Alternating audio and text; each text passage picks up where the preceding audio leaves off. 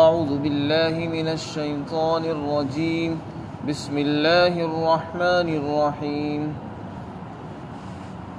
وعلى الله قصد السبيل ومنها جائر ولو شاء لهداكم أجمعين هو الذي أنزل من السماء ماء لكم منه شراب ومنه شجر فيه تسيمون ينبت لكم به الزرع والزيتون والنخيل والأعناب ومن كل الثمرات إن في ذلك لآية لقوم يتفكرون وسخر لكم الليل والنهار والشمس والقمر والنجوم مسخرات بأمره إن في ذلك لآيات لقوم يعقلون وما ذرأ لكم في الأرض مختلفا ألوانه إن في ذلك لآية لقوم يذكرون وهو الذي سخر البحر لتأكلوا منه لحما طريا وتستخرجوا منه حلية تلبسونها وترى الفلك مواخر فيه ولتبتغوا من فضله ولعلكم تشكرون وألقى في الأرض رواسي أن تميد بكم وأنهارا وسبلا لعلكم تهتدون وعلامات وبالنجم هم يهتدون۔ اور سیدھا راستہ دکھانا اللہ کے ذمے ہے، اور بہت سے راستے ٹیڑھے بھی ہیں۔ اگر اللہ چاہتا تو تم سب کو صحیح راستے پر پہنچا دیتا۔ اللہ تعالیٰ وہی ہے جس نے آسمان سے پانی اتارا ہے تمہارے فائدے کے لیے، اسی پانی سے تم پینے کی چیزیں حاصل کرتے ہو، اور اسی سے درخت پیدا ہوتے ہیں جن درختوں کے اندر تم جانوروں کو چراتے ہو۔ اللہ وہ ہے جو اسی پانی کے ذریعے تمہارے لیے کھیتیوں کو اگاتا ہے، زیتون کو اگاتا ہے، کھجور کے درخت اگاتا ہے، انگور کے درخت اگاتا ہے، اور ہر قسم کے پھل اگاتا ہے۔ یقیناً ان سب چیزوں میں بڑی نشانیاں موجود ہیں غور و فکر کرنے والوں کے لیے، اور اللہ نے تمہارے لیے رات اور دن کو اور سورج اور چاند کو خدمت میں لگا دیا ہے، اور ستارے بھی اللہ کے حکم سے کام میں لگے ہوئے ہیں۔ یقیناً ان سب چیزوں میں نشانیاں ہیں عقل والوں کے لیے۔ اور وہ تمام چیزیں جو اللہ نے زمین کے اندر تمہارے لیے پھیلا دی ہیں، جو مختلف رنگوں والی ہیں، ان کے اندر بھی نشانیاں ہیں نصیحت حاصل کرنے والے لوگوں کے لیے۔ اور اللہ وہی ہے جس نے سمندر کو بھی تمہارے تابع بنا دیا ہے تاکہ تم اس میں سے تازہ گوشت کھاؤ اور اس سے وہ زیورات نکالو جن کو تم پہنتے ہو۔ اور اے مخاطب، تو کشتیوں کو دیکھتا ہے سمندر کے اندر کہ وہ پانی کو چیرتی ہوئی جاتی ہیں تاکہ تم اللہ کا فضل یعنی روزی تلاش کرو اور تاکہ تم شکر گزار بن جاؤ۔ اللہ نے زمین کے اندر بھاری بھاری پہاڑ ڈال دیے ہیں تاکہ وہ تمہیں لے کر ڈگمگانے نہ لگے، اور اس نے نہریں اور راستے بنائے تاکہ تم راستہ پا جاؤ، اور بہت سی نشانیاں اور علامتیں رکھی ہیں، اور ستاروں کے ذریعے سے بھی وہ لوگ راستہ حاصل کرتے ہیں۔ اللہ ایک ہے، اس کو توحید کہتے ہیں۔ اللہ کے ایک ہونے پر کیا دلیل ہے کہ اللہ ایک ہے، اس کے سوا کوئی اور معبود نہیں، عبادت کے لائق نہیں، جیسا کہ مشرکین کہتے ہیں نہیں اللہ بھی ہے اور اس کے علاوہ اور بھی ہیں۔ ہمارا عقیدہ یہ کہ بس اللہ ہی ایک ہے اور وہی معبود ہے، اس کے سوا کوئی معبود نہیں ہے۔ اس پر بے شمار دلیلیں ہیں۔ قرآن کریم کی ان آیات میں اللہ نے توحید کی یعنی اللہ کے ایک ہونے کی دلیل ذکر فرمائی ہے۔ وہ دلیلیں کیا ہیں؟ اللہ کے کارنامے کچھ ایسے ہیں جنہیں کسی اور نے آج تک کیا نہیں، یعنی ایسی چیزیں اللہ نے پیدا فرمائی ہیں جس کے اندر اس کا کوئی ثانی اور نظیر نہیں ہے۔ اگر اس کا کوئی نظیر ہوتی، کسی اور نے بھی ایسی چیزیں پیدا کی ہوتی، پھر کہا جا سکتا تھا کہ ہاں اللہ کی کوئی مثال ہے، نظیر ہے۔ لیکن آج تک اللہ کی بنائی ہوئی چیزوں میں سے کسی بھی چیز جیسی کسی نے آج تک پیدا نہیں کی۔ تو بس یہی اس بات کی علامت ہے کہ اللہ ایک ہے اور وہی معبود بھی ہے، اور وہی اس بات کا حقدار ہے کہ اس کی عبادت کی جائے۔ آسمان، زمین، آسمان سے پانی کا اتارنا، اس پانی سے بے شمار چیزیں، مختلف رنگوں کے سامان، مختلف رنگوں کے پتے، درخت، اور اسی ایک پانی ہے، اسی پانی سے مختلف قسم کے پھل پیدا ہو رہے ہیں۔ ہر ایک کا ذائقہ مختلف، کوئی میٹھا ہے، کوئی کھٹا ہے، کوئی ترش ہے، کوئی کڑوا ہے۔ ایک پانی سے اللہ نے بے شمار رنگوں کے، بے شمار ذائقوں والے، بے شمار اللہ نے لذتوں والی چیزیں پیدا فرما دی۔ کھیتیاں اللہ نے بنائی ہیں۔ تو وہ ساری چیزیں اللہ تعالیٰ یہاں پر ذکر فرما رہے ہیں دلیل کے طور پر، تاکہ جو غور کرنا چاہے، اللہ کو پہچاننے کے لیے جو ارادہ رکھتے ہوں، اللہ کو پہچاننے کا، حقیقت تک پہنچنا چاہتے ہوں، ان کے لیے اللہ نے غور و فکر کے بہت ساری چیزیں پیدا فرما دی۔ اس سے پہلے اللہ تعالیٰ فرماتے ہیں اور سیدھے راستے تک پہنچنا اللہ کے ذمے ہے۔ سیدھا راستہ دکھانا یہ اللہ کے ذمے ہے۔ اس کا مطلب یہ ہے اللہ تعالیٰ نے یہ بات اپنے ذمے لے لی ہے کہ اپنے بندوں کی رہنمائی کرے، ان کو سیدھا راستہ دکھائے، سچا راستہ، سیدھا راستہ جو منزل تک پہنچنے والا ہے، اللہ تک پہنچنے کا جو راستہ ہے، وہ ذمہ داری اللہ نے اپنے اوپر لے رکھی ہے دکھانے کی۔ ہدایت کے دو معنی بیان فرمائے گئے ہیں۔ ہدایت کے ایک معنی تو آتے راستہ دکھا دینا، کسی کو یہ بتا دیجیے کہ یہ راستہ گھنٹہ گھر جاتا ہے، یہ راستہ فلاں شہر جاتا ہے، اس کا نام ہوتا ہے اراءۃ الطریق، راستہ دکھا دینا۔ ہدایت کے ایک معنی یہ بھی آتے ہیں، اور ہدایت کے ایک دوسرے معنی آتے ہیں کسی کا ہاتھ پکڑ کر اس کو منزل تک پہنچا دینا،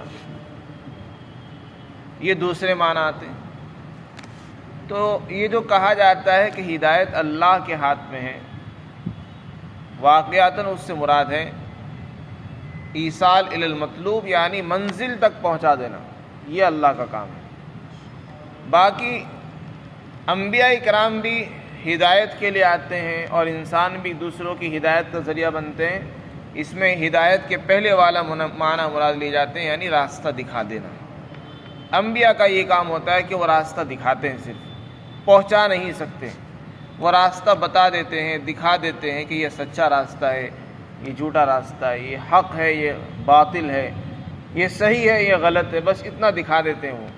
وہ کسی کو زبردستی منزل تک نہیں پہنچا سکتے، کسی کو مومن میں نہیں بنا سکتے ہیں، اور کسی کو زبردستی مسلمان نہیں کر سکتے۔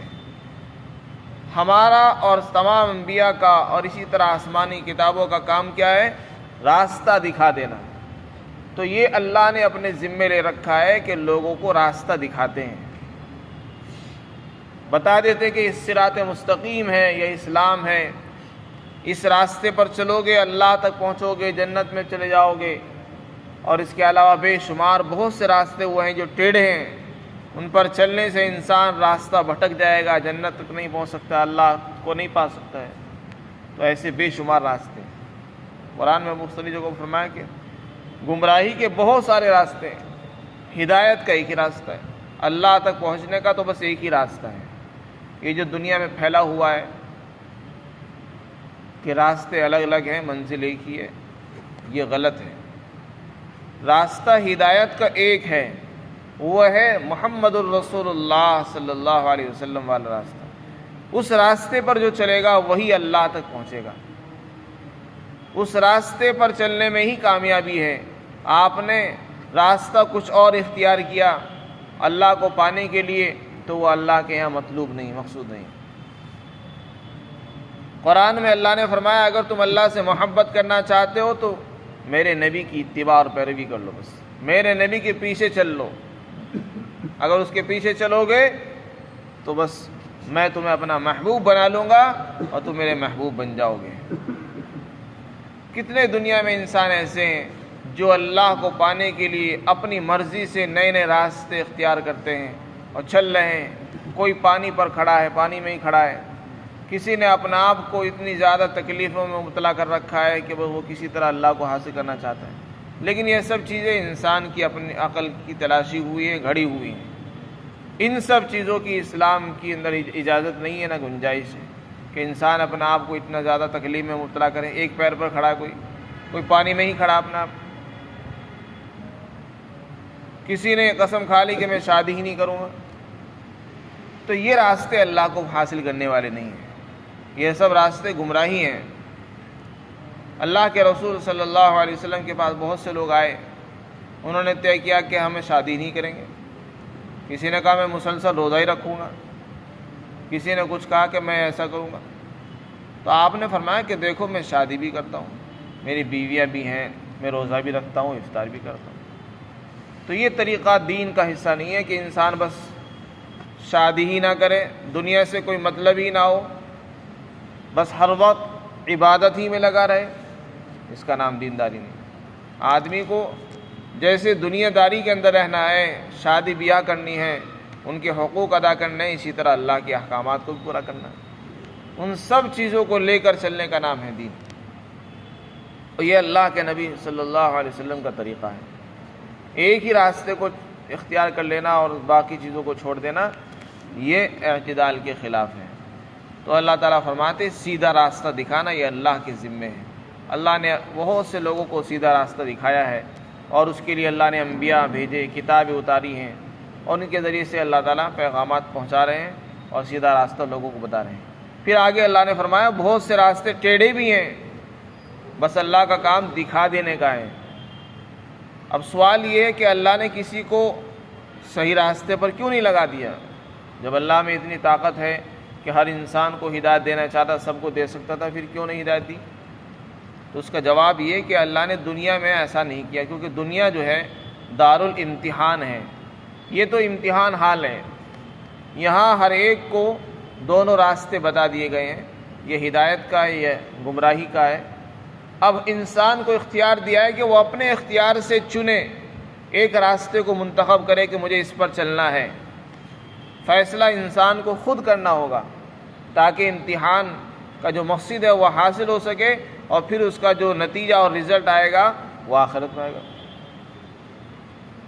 آگے خود اللہ فرماتے اگر ہم چاہتے سب کو ہدایت دے دیتے، سب کو منزل تک پہنچا دیتے اور سب جنت میں چلے جاتے، لیکن ہم نے ایسا نہیں کیا، کیونکہ ہم امتحان لینا چاہتے، دیکھنا چاہتے ہیں کون اپنی مرضی سے ہدایت پر آنا چاہتا ہے، کون اپنی مرضی سے ہدایت والے راستے کو چننا ہے، کون اپنی مرضی سے گمراہی میں جانا چاہتا ہے۔ تو اللہ نے انسانوں کو اختیار دے دیا ہے، راستے دونوں بتا دیے ہیں۔ اس لیے اگر ہم اپنی بھلائی چاہتے ہیں تو اللہ کے نبی صلی اللہ علیہ وسلم کی بتائی ہوئی سیرت، آپ کے بتائے ہوئے طریقے کو اختیار کرنے میں ہی کامیابی ہے۔ پھر آگے اللہ تعالیٰ نے اپنے قدرت کے دلائل، توحید کے دلائل ذکر فرمائے۔ سب سے پہلی دلیل ذکر فرمائی کہ اللہ نے آسمان سے پانی اتارا، یہ پانی اللہ کی بڑی نعمت ہے، کسی نے نہیں اتارا، اللہ نے اتارا۔ اور پانی کے کیا کیا فائدے ہیں؟ فرمایا اس پانی سے تم پیتے بھی ہو، وہ پینے کے کام آتا ہے، میٹھا پانی ہوتا ہے، بارش کا پانی ہے، میٹ پینے کے کام آتا ہے، جانور پیتے ہیں، انسان پیتا ہے، اور اس سے بہت سے کام لیے جاتے ہیں۔ دوسرا فائدہ بیان فرمایا اسی پانی سے درخت پیدا ہوتے ہیں، پیڑ پودے اگتے ہیں، گھاس اگتی ہے اور سبزہ آتا ہے، کھیتیاں اگتی ہیں۔ پھر آگے فرمایا اور اسی پانی کے اندر، اسی پانی سے تم درختوں کے اندر اپنے جانوروں کو چراتے ہو، جانور چرتے ہیں، اسی سے کھیتیاں آتی ہیں، پتے آتے ہیں، جانور انہی کے اندر چرتے ہیں۔ تو یہ سب چیزیں ایک پانی سے پیدا ہو رہی ہیں۔ پانی سے انسان کو پینے کا پانی مل گیا، اسی سے درخت پیدا ہوئے، اسی سے جانوروں کو چارہ مل گیا اور ان کے لیے پتے مل گئے، چارے کا کام ہو گیا۔ یہ سب پانی سے ہو رہا ہے۔ ينبت لكم به الزرع، قرآن میں دوسری جگہ فرمایا وَجَعَلْنَا مِنَ الْمَاءِ كُلَّ شَيْءٍ حَيٍّ، ہم نے پانی سے ہر چیز کو زندہ رکھا ہے۔ انسان زندہ ہے تو پانی سے زندہ ہے، درخت زندہ ہے تو پانی سے ہے، ہر چیز پانی سے زندہ ہے۔ ينبت لكم به الزرع والزيتون، آگے اللہ تعالیٰ نے فرمایا پانی کا فائدہ، اسی پانی سے ہم تمہارے لیے کھیتیاں اگاتے ہیں، جن کھیتیوں کے سہارے تم اپنی تجارت سجا رہے ہو، تجارتوں پر فخر کر رہے ہو، میرا اتنا بزنس چل رہا ہے، گیہوں ہے، چاول ہے، کاروبار چل رہے ہیں، یہ سب پانی سے ہوتے ہیں۔ فرماتے اسی پانی سے ہم کھیتیاں اگاتے ہیں، اور اسی پانی سے زیتون کو اگاتے ہیں، اسی سے کھجور کے باغات، کھجور کے درخت اگاتے ہیں، اسی پانی سے انگور۔ تو پھلوں والوں کے کام بھی پانی سے چل رہے ہیں، کھیتیوں والوں کے بھی، کسانوں کے بھی، سب کے اسی سے چلتے ہیں۔ وَمِن كُلِّ الثَّمَرَاتِ، اور ہر قسم کے پھل پانی سے ہی پیدا کرتے ہیں، اگاتے ہیں۔ اللہ فرماتے ہیں اس میں نشانیاں ہیں غور و فکر کرنے والوں کے لیے، اگر کوئی غور کرنا چاہے تو ان کے لیے نشانیاں ہیں۔ پانی ایک ہے اور پیدا ہونے والی چیزیں سینکڑوں ہیں، ہر ایک کا رنگ الگ، ذائقہ الگ، لذت الگ ہے، کوئی میٹھا ہے، کوئی کھٹا ہے۔ پھر آگے فرمایا وَسَخَّرَ لَكُمُ اللَّيْلَ، اللہ نے تمہارے لیے رات اور دن کو تابع بنا دیا ہے، تمہاری خدمت میں لگا دیا ہے۔ رات ہے آتی ہے تو انسان اس میں آرام کرتا ہے، یہ اس کے کام آ رہی ہے، اس لیے کہ اندھیرا جو ہے وہ انسان کے لیے آرام کرنے میں بڑی مدد کرتا ہے۔ اگر روشنی ہو اور انسان سونا چاہے تو اس کے لیے مشکل ہو جاتی ہے، تو یہ سب ہماری فائدے کے لیے اللہ نے بنائے ہیں۔ دن کی روشنی اللہ نے انسان کے فائدے کے لیے بنا رکھی ہے، یہ دن کی روشنی میں انسان کام کرتا ہے۔ اسی کو آگے فرماتے ہیں والشمس والقمر، ہم نے سورج اور چاند کو بھی تمہاری خدمت میں لگا رکھا ہے۔ ہم دیکھ رہے ہیں سورج اور چاند ہیں، ہماری خدمت کر رہے ہیں وہ، ہم لوگ غور نہیں کرتے اس میں۔ سورج کے متعلق لکھا ہے مفسرین نے، سورج کا ایک فائدہ تو یہ کہ اس سے حرارت اور گرمی حاصل ہوتی ہے۔ کتنے لوگوں کے سامان ہیں، فیکٹریاں چلتی ہیں سورج کی وجہ سے۔ سورج کا دوسرا فائدہ یہ ہے کہ اس سے روشنی ملتی ہے، اگر سورج نہ نکلے تو اندھیرا ہو جائے، دن میں بھی اندھیرا ہوگا۔ تیسرا فائدہ آج کے دور میں سولر سسٹم ہے، آج اسی سے لوگ بجلی حاصل کرتے ہیں، تو سورج سے یہ سب کچھ ہوتا ہے۔ اسی طرح سورج کے ذریعے سے کھیتیاں پکتی ہیں، دھان اور گیہوں، ان کی فصلیں سب سورج کے ذریعے سے پیدا ہو رہی ہیں۔ اسی طرح چاند کی دھیمی دھیمی روشنی، اس کے اندر عجیب کیفیت ہوتی ہے، پھلوں کے اندر مٹھاس پیدا ہوتی ہے، یہ سب اللہ نے ہماری خدمت کے لیے بنا رکھے ہیں۔ والنجوم، اللہ تعالیٰ فرماتے ہیں اور بہت سے ستارے اللہ کے حکم سے تابع بنے ہوئے ہیں، مسخر ہے انسان کے۔ ستاروں کا کیا فائدہ ہوتا ہے؟ ستارے بھی اللہ نے بہت سے کام میں لگا رکھے، چاند اور سورج یہ بھی ستارے ہیں۔ اللہ نے جس ستارے کو جس مقصد کے لیے بنا دیا وہ اپنے کام میں لگا ہوا ہے، تیزی کے ساتھ رواں دواں ہے، کبھی اس کو انجن کی ضرورت نہیں ہے، کبھی اس کو پیٹرول کی ضرورت نہیں ہے، بس اللہ کے حکم کے تابع ہوں، اللہ کے حکم سے چل رہے ہیں، ہزاروں سالوں سے چل رہے ہیں، کبھی ان کے اندر مرمت کی ضرورت پیش نہیں آتی۔ ستاروں کا فائدہ کیا ہے؟ ستاروں کا فائدہ آگے آ رہا ہے، ستاروں کے ذریعے سے جنگل میں، اندھیرے میں، سمندر میں راستہ حاصل کیا جاتا ہے۔ جب انسان راستہ بھول جائے تو ستاروں کے ذریعے سے پہلے زمانے میں لوگ اور آج کے دور میں بھی منزل پا لیتے ہیں۔ ستاروں کی پہچان جن لوگوں کو ہوتی ہے وہ بتا دیتے ہیں کہ یہ ستارہ کس علاقے کی طرف کی رہنمائی کرتا ہے، اور اس ستارے سے مشرق کی طرف رہنمائی ہوتی ہے، مغرب کی طرف رہنمائی ہوتی ہے۔ یہ سمندر کے سفر کے دوران اور جنگل کے سفر میں، جبکہ رات کے اندھیرے میں کچھ نظر نہیں آتا، تو ستاروں کو دیکھ کر انسان اپنی سمت کو متعین کرتا ہے، منزل کو پہچانتا ہے۔ آگے اللہ تعالیٰ فرماتے ہیں اور اس کے اندر اور بھی نشانیاں ہیں عقل والوں کے لیے۔ ستاروں کے ذریعے آسمان بھی جگمگاتا ہے، مزین ہے۔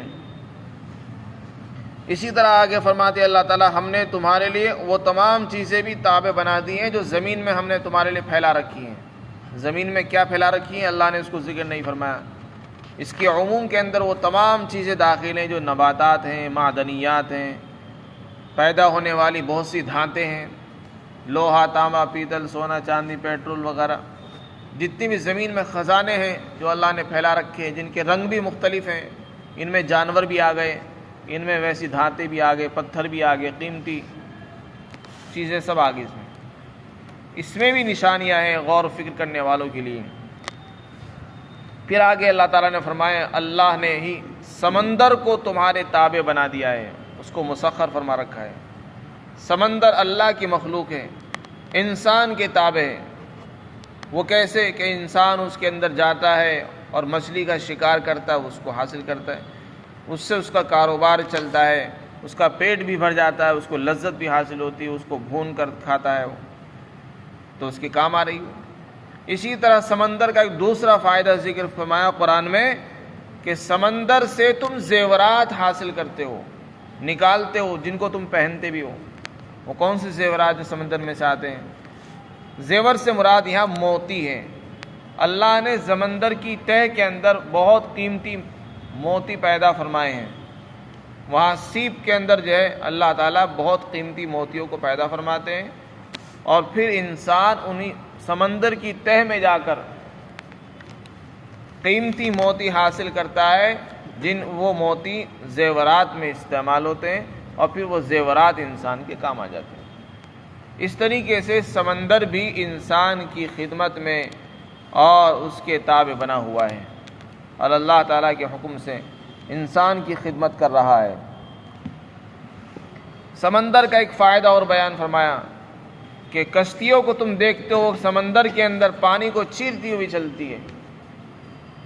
سمندر اللہ کی کتنی بڑی مخلوق ہے کہ انسان اس کا پانی دیکھ کر ہی حیران ہو جاتا ہے کہ کس قدر پانی کے اندر طغیانی ہے، سرکشی ہے، لیکن پھر بھی اللہ تعالیٰ نے اس کو اتنا تابع بنا دیا ہے کہ بڑے بڑے جہاز، بادبانی کشتیاں جو ہواؤں سے چلتی ہے، اور پیٹرول سے چلنے والی کشتیاں اور بڑے بڑے جہاز، وہ سب پانی کو چیرتے ہوئے چلے جاتے ہیں، ایک بر اعظم سے دوسرے بر اعظم تک انسانوں کو لے جاتے ہیں، سامانوں کو لے کر چلتے ہیں، اور ایک بر اعظم کے پھل دوسرے بر اعظم کے لوگ استعمال کرتے ہیں۔ یہ سب سمندر کے ذریعے سے تم کو حاصل ہوتا ہے۔ آگے فرمایا ایک اور فائدہ سمندر کا، سمندر کے ذریعے تمہاری تجارت ہوتی ہے۔ اگر سمندر کے اندر کشتیوں کو چلنے کا کوئی موقع نہ ہوتا تو انسان کے لیے تجارت کرنا مشکل ہو جاتا ہے۔ اپنا سامان ایک ملک سے دوسرے ملک پہنچانا اور وہاں سے اپنے ملک میں لانا یہ مشکل ہو جاتا ہے۔ فرمایا تاکہ تم اللہ کا فضل تلاش کرو۔ یہ اللہ کا فضل تلاش کرنے کی اصطلاح قرآن میں مختلف جگہوں پر آئی ہے۔ اس سے مراد ہے تجارت۔ تجارت کو اللہ کا فضل اس لیے بیان فرمایا کہ اس میں ایک طرف تو یہ تنبیہ ہے تاجر کے لیے کہ جو آدمی تجارت کر رہا ہے اس کو چاہیے کہ وہ اپنی تجارت کو اللہ کا فضل شمار کرے۔ اسے جو نفع ہو رہا ہے وہ در حقیقت اللہ کے فضل کی وجہ سے ہو رہا ہے، اپنی محنت سے نہیں۔ بعض مرتبہ آدمی محنت کرتا ہے پھر بھی فائدہ نہیں ہوتا، تو جو نفع حاصل ہو اس کو سمجھے کہ یہ اللہ کا فضل اور انعام ہے۔ اور دوسری بات یہ معلوم ہوئی کہ اگر آدمی تجارت کو اسلامی اصولوں پر کرے گا تو یہ اللہ کو پسندیدہ چیز ہے، اس کو اللہ نے اپنا فضل بیان فرمایا ہے تجارت کو۔ تو تجارت ایک اچھی چیز ہے۔ فرمایا وَلَعَلَّكُمْ تَشْكُرُونَ، اور تاکہ تم شکر ادا کرو کہ تمہارا اتنا بڑا فائدہ ہو رہا ہے، مسافر سفر بھی کر رہے ہو، اسی میں تمہاری تجارت بھی ہو رہی ہے، اور کھانے کا بھی سامان ہے، پہننے کے بھی سامان ہو رہا ہے، یہ سب شکر کی چیزیں ہیں۔ وَأَلْقَىٰ فِي الْأَرْضِ رَوَاسِيَ، آگے فرمایا اور زمین میں اللہ نے بھاری بھاری پہاڑ رکھ دیے ہیں۔ حضرت ابن عباس رضی اللہ تعالیٰ عنہ سے منقول ہے جب اللہ نے پانی پر زمین کو بچھایا تو وہ ڈگمگانے لگی۔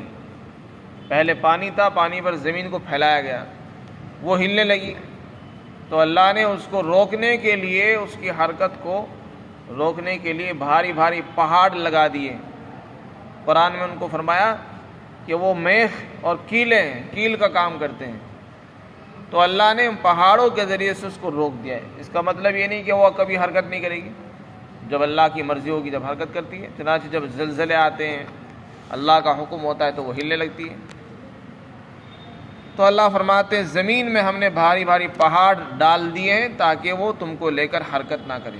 اگر زمین ہلتی تو نہ اس میں بڑی بڑی بلڈنگیں اور عمارتیں بنانا آسان ہوتا، نہ انسان کے لیے چلنا آسان ہوتا، نہ سفر کرنا آسان ہوتا، ہر وقت انسان پریشان ہوتا، ڈولتا رہتا کبھی ادھر کبھی ادھر، کوئی مکان اپنی جگہ نہ ٹھہر سکتا تھا۔ تو یہ اللہ کی بڑی نعمت ہے، اللہ کا انعام ہے کہ اس نے زمین کو ہمارے لیے ساکن بنا دیا ہے۔ فرمایا اور ہم نے زمین کے اندر نہریں بھی بنائی ہیں جو سمندر سے چھوٹی ہوتی ہیں، اس سے انسان کے لیے پینے کا بھی کام ہوتا ہے، کھیتیاں سیراب ہوتی ہیں، اور جانوروں کو بھی پانی مل جاتا ہے، اور ایک شہر سے دوسرے شہر پانی پہنچ جاتا ہے۔ وَسُبُلًا، اور اللہ نے راستے بنائے ہیں۔ یہ راستے بھی بڑی نعمت ہیں. اگر راستہ نہ ہو تو انسان کے لیے کہیں جانا مشکل. تو راستوں کی مدد سے آدمی اپنی تجارت کو بھی بڑھاتا ہے، اپنے سفر کو بھی آسانی سے طے کر لیتا ہے. راستے نہیں ہوتے تو انسان پریشان ہو جاتا ہے. تو اللہ نے راستے بھی بنائے، نہریں بنائی ہیں تاکہ تم ہدایت پاؤ اور راستہ حاصل کر سکو. پھر آگے انسان جب سفر کرتا ہے تو راستے میں اس کو دقت ہوتی ہے. راستے ایک جیسے ہوتے ہیں، پتہ ہی نہیں چلتا کہ میں کہاں چل رہا ہوں. تو اللہ نے راستوں میں کچھ نشانیاں ایسی بنا دی ہے کہ اس کو دیکھ کر انسان پہچان لیتا ہے کہ ہاں میں نے کتنا سفر کر لیا ہے اور کتنا باقی ہے اور میں کہاں پہنچا ہوں. کچھ پہاڑ ایسے بنا دیے، آدمی اس کو دیکھ کر پہچان لیتا ہے ہاں یہ پہاڑ فلاں علاقے میں پڑتا ہے، لہذا ہم وہاں تک پہنچ گئے. تو اس طریقے سے کچھ نشانیاں اللہ نے رکھ دی ہیں زمین کے اندر. کچھ پہاڑ بنا دیے، کہیں ٹیلے بنا دیے، کہیں کچھ درخت پیدا فرما دیے. تو آدمی جو روزانہ کے سفر کرنے والے ہوتے ہیں وہ پہچان لیتے ہیں کہ ہم اس وقت کہاں ہیں. تو کچھ علامتیں اللہ نے رکھی ہیں. اسی طرح فرمایا وَبِالنَّجْمِ هُمْ يَهْتَدُونَ، اور وہ ستاروں کے ذریعے بھی راستہ حاصل کرتے ہیں. چنانچہ مکہ کے مشرکین جب سفر کرتے تھے سمندر کا اور جنگلوں میں سفر کرتے تھے رات کے اندر، تو وہ ستاروں کو دیکھ کر اپنی منزل کی سمت متعین کرتے تھے. تو یہ ساری چیزیں جو ہیں اللہ تعالیٰ نے بنائی ہیں، یہ پیدا فرمائی ہیں. اور یہاں ذکر اس لیے فرمائی تاکہ آدمی غور و فکر کرے اور اللہ کو پہچانے اور اس کو اپنا خالق اور مالک تصور کرے. اللہ تعالیٰ ہم سب کو توفیق عطا فرمائے.